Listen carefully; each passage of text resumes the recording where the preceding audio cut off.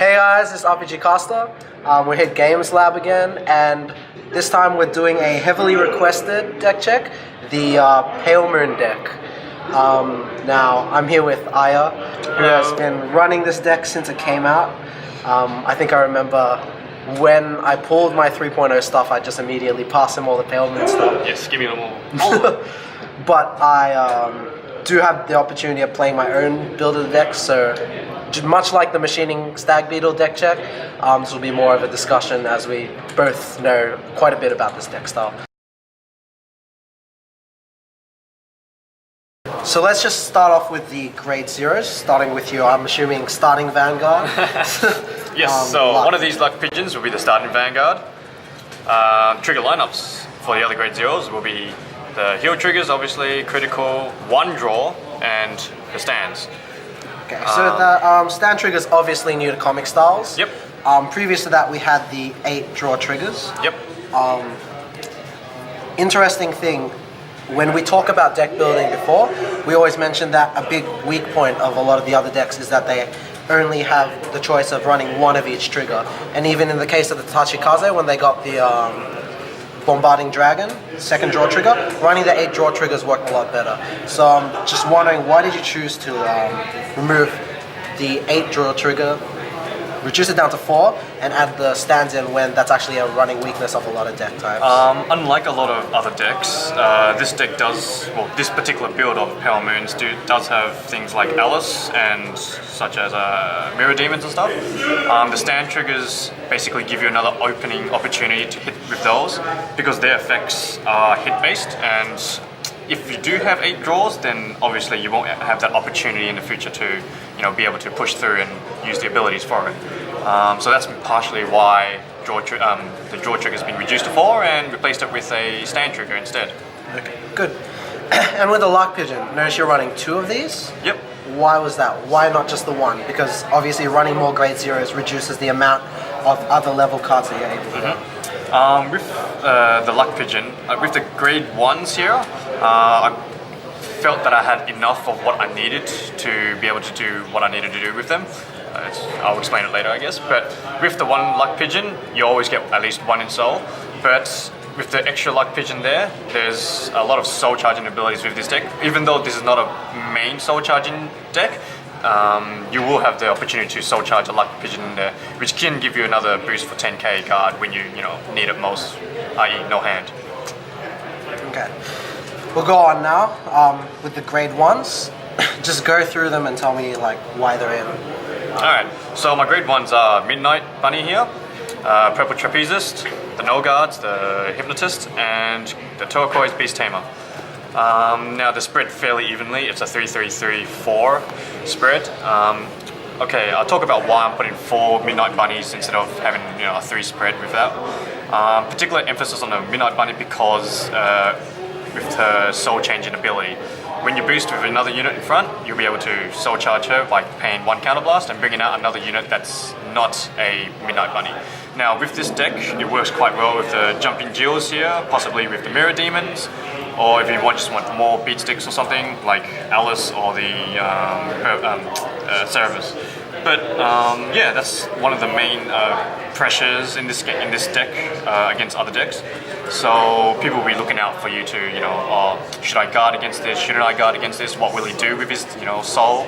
So it gives added pressure. Other cards here are Purple Trapezist. Now, why aren't I running 4 of these? Yes. Because compared to the Midnight Bunny is a 7k unit, and there's constant pressure when she's on the field. So when I'm attacking with her boosted, they'll always have to second guess what they need to do. Whereas the Trapezist is a one-off effect that goes off when you summon her to the field.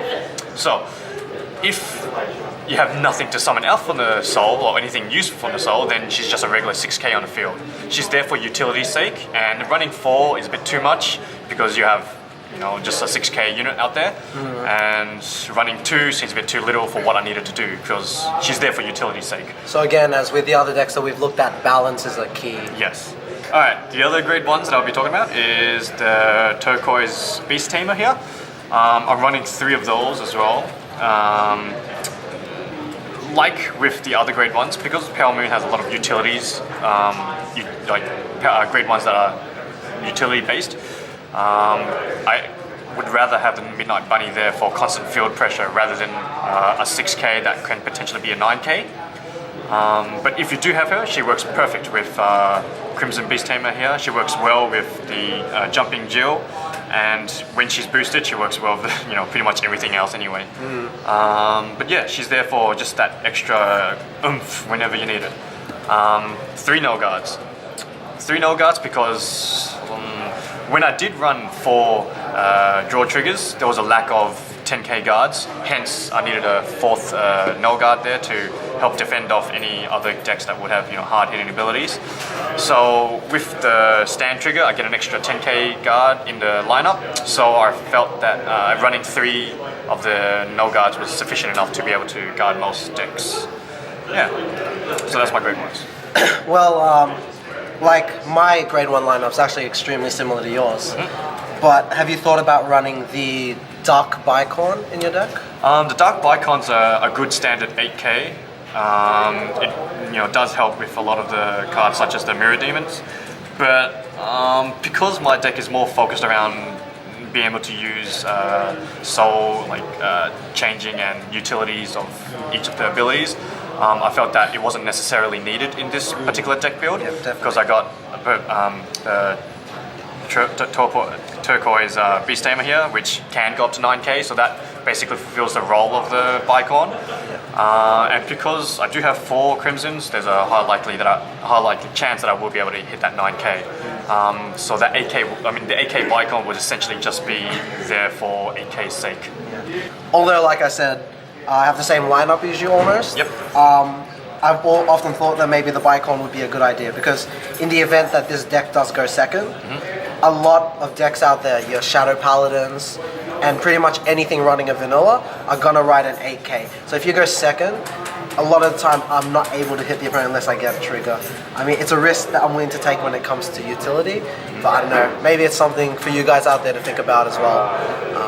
Yeah, move on now to your grade 2. Alright, grade 2 lineup. I'll just go over them first. So that's Crimson Beast Tamer, we've got the Mirror Demons, Jumping Jill, which is new for the comic style set, Barking Cerberus. Now I run them in as 4, 2, 3, and 3. Grade 2 lineup for Palemoon is quite varied, and this deck will be focusing mainly on the Crimson Beast Tamers, along with the Barking Cerberus and the Jumping Jill. Mirror Demons there, again, for utility's sake, for added field pressure for anyone who wants to see if they can guard it or not. Now this is when the replace draw trigger with the stand triggers comes in well. Jumping Jill, if she's been moved from the soul, she gets a plus 3k for the duration of the turn. So having a stand trigger there can potentially hit for another 12k. Alice here helps with that as well, and a lot of the other vanillas like the Barking Cerberus. Now, why 4, 3, 3, and 2? Yeah. 4 Crimson Beast, because this deck will be focusing mainly on getting her into soul. So if you do have 1 in soul, that leaves you 3 cards left to be placed onto the field. Now, a lot of people, when they do face a Palemoon, I've noticed they tend to target Crimson Beast Tamers because they know that it's one of the heavy hitters that Palemoon has. Yep. So if you've got 3, if you've got 2 on the field, you lose 1, you get potentially 1 more back, but it's not really reliable to do that. But anyway, you got 4 there because it'll be a targeted card basically. When you do have it on the field, you got a turquoise in the back there to help hit for 20k. I know it doesn't really help with 11k Vanguards, but still against 10k Vanguards, perfect number. And as well as having her in soul with the turquoise on the field, you can, like you said, bring out the Jumping Jill in front of the turquoise, and then you're swinging for 21, and your opponent is going to have to drop a lot of cards. If you know that your opponent's low on cards and they can't really guard that much, I mean, if you've got a purple Trebuchets in your hand, you pull it out. It may seem a bit weird, but soul charge your Crimson Beast Tamer and then pull out a Jumping Jill, so you got a Jumping Jill along with a turquoise Beast Tamer. So they'll be hitting for quite a bit. I mean, much more. You'll be hitting over the 21k mark for them to guard with another extra card. Yeah. Now on to the next ones, I guess. Obviously, you got your 10k vanillas. Yep. They serve as utility, I guess, because you got 6ks. Even though they're rather weak supporters, at least you have your 10k beat stick there to be able to support, and your opponent's still going to have to drop their 10k guard. Interesting, I thought, is the Mirror Demon at 2. Now, I don't run Mirror Demon in my build. A lot of people have taken it out since Jumping Jill. Why have you stuck that in there, and why 2? Okay. Again, I felt that my Palemoon deck was getting a bit too, how should I put it, predictable with its grade 2 lineup. A lot of people dislike the Mirror Demon because of its 8k rather than having another card such as Jumping Jill or the Barking Cerberus. I've taken one of each out essentially from Barking Cerberus and Jumping Jill to put in 2 of the Mirror Demons.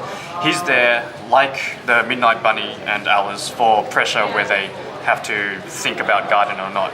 Some people might say, oh look, I'll just let it through. I mean, it doesn't really matter. They'll lose a grade 2 and have to use a counter blast to bring out something out, which may not be able to hit my Vanguard because it's 11k or something. The fact is, in this deck I do have Jumping Jills. Now, if I bring out a Jumping Jill, she's a 12k hitter, so I can hit their Vanguards. But other than that, he's always good there for cycling through my soul to bring out something else, such as Midnight Bunny or perhaps another Purple Trapezes, so I can bring out something else. So yeah, he's there for utility's sake, but he's not there to be relied on in my deck. But another trump card up the sleeve. Moving on to the grade 3s now. Yep. I don't know, lately this I think is where the Palemoon deck gets a little bit tricky. You had people arguing over how many Alices to use, whether you use Robert or Barking Manticore. I remember earlier in the days, everyone was using Manticore, and they dismissed Robert as trash card kind of thing in our community. But after a while, people realized that you got that ability that can get Crimson into Soul. Yes, you have that really big boost, but utility-wise, I'm guessing, like me, you chose Robert because of its soul charging ability. Yes. Why don't you explain that? Okay, this deck is a Robert main deck. Even though I run 3 of them rather than 4. So with Robert, his ability, Soul Charging, I don't have a lot of Soul Charging cards within the deck in terms of grade 1s, grade 2s, etc. But with Robert, I can start Soul Charging. I found with my previous experiments with my build is that when I do have cards that do Soul Charge, I tend to, for prolonged games, run the risk of decking out. And the only way to stop that is by using another grade 3 over Robert. So I've reduced his card number down to 3. Now I've added in another card from the comic styles, which is the Golden Beast Tamer. I'm still not unsure if this is such a good idea. Yeah. Her ability is basically to, well, the idea of running a 1 Golden Beast Tamer in there is to take advantage of the late game soul numbers that you have from Robert. So she'll be able to attack freely, Soul Blast 3 to reach, to get rid of the restraint on her. She gives plus 3k to rear guards. Now in this deck, a lot of the cards here are focused on getting to past that certain threshold for people to guard for 10k, etc. With the extra 3k, there's potentials here to go past even 21.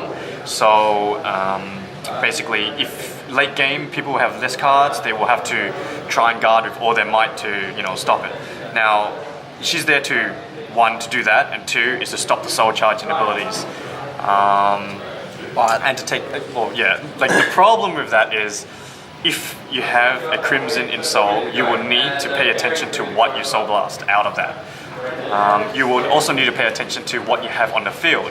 Obviously, if you don't have the turquoise or the crimson, then it doesn't really matter. You can just Soul Blast her out of there and just go for a quick game. But if you do have those 2 out there, you might need to pay attention to that. Now the other problem with her is because you're losing Soul, you're losing potential attack power because of the Midnight Bunny, the Mirror Demons, Alice, and Jill to an extent as well. That's with late game, you will try not to prolong the game any longer than you need to because you're at the threshold where you need to win the game or lose. Yep. because of the potential deck out as well. So again, that's there for the finishing blow. Yep, If you want to it's- end the game quickly, Yep. or you think your opponent doesn't have enough to guard against Yep. you, drop that. Yep. And the last one here is Alice, I guess, when you talk about. Alice is, I guess, a no-brainer for this particular deck. With all the cards such as Midnight Bunny, Mirror Demons, Jumping Jill, Pepper Trapezist, even Cerberus to an extent, you want the Alice there to be able to call them out for an extra attack. This ties in heavily with the stand triggers down the bottom there because previously, before the comic styles, we only had 8 draws, and that didn't allow you to utilize the abilities of Mirror Demon and Midnight Bunny and also Alice. So yeah, that's why she's in there, and she's at 3 as well because having 4 runs the risk of using her as a main vanguard, which is basically a vanilla 10k, which is just terror bad.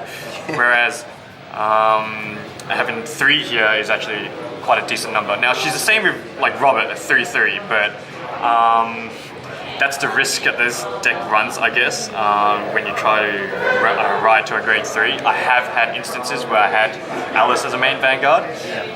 Early game, it's not too bad because eventually, you hope you get a Robert so you can ride over that, and then that gives you another a card in soul to be able to call out. So it's not the end of the world if you do ride her. So yeah, that's the reason why I have 3 and 3 for those 2 cards there. And another note with the stand triggers, which just got added in comic styles, unlike most other decks that utilize the stand triggers, you have Robert there. You can check the top. If you top deck a stand trigger, very good play is to attack with the Alice or attack with the Mirror Demon without boosting. They're going to have to drop a card, and then when you trigger check, you stand that Alice up again for another attack with the 5k boost. Yep. So this kind of anticipation with the Robert works really well. Something we really didn't get to see in play when Oracles got their stand trigger with Amaterasu. Yep. Because it wasn't really a good match. Sure. But in this case, it's an interesting play to think about as Yep. well. Okay, so this has been the Palemoon deck check. Wait. I just realized. What? This mat is awesome! Oh yes, of course. In fact, it's so awesome, I think it's only worth about, you can get one for like 20 bucks? Yep. Australian, I think?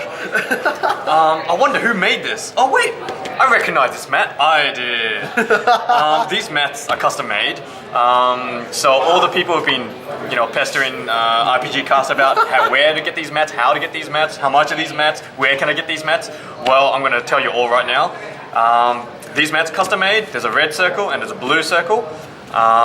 These are rubber mats here, so you can see there, they're quite nice to feel. They're printed on with like ink, I guess, I don't know. Yeah, they're smooth, so the cards are excellent to be played on. You can tap them without fear of scratching or anything like that. So these mats are great. Unfortunately, right now we've sold out of blue. There's only red left and not even that much. Unfortunately, I don't think I can help any of you overseas guys at the moment because I'm going overseas myself, which means I won't have access to postal services and this at home. But probably next year I will get some more in, and then I'll get rpgcaster to figure out a way to tell you guys on how to get these. So you can wait for that. Yep. So stop pestering him. So just as a backup, I'm going to annotate his channel somewhere here. Like there, that'll be good, right there. Yeah, right there. Don't visit my channel, it's quite crap in there anyway, but like, shut up dude. And on that note, I'm also going to be going away. So by the time this video comes out, I'll already be gone. So I guess I'm probably going to leave everything to Silent Tom and Psychologist for a couple weeks. I hope they do a good job in my stead, and hopefully we'll be able to put out more content. This has been the Palemoon deck review / Vanguard map commercial. And I guess we'll see you next... Shut up, D. And I guess we'll see you again for another deck check. Yep. Laters.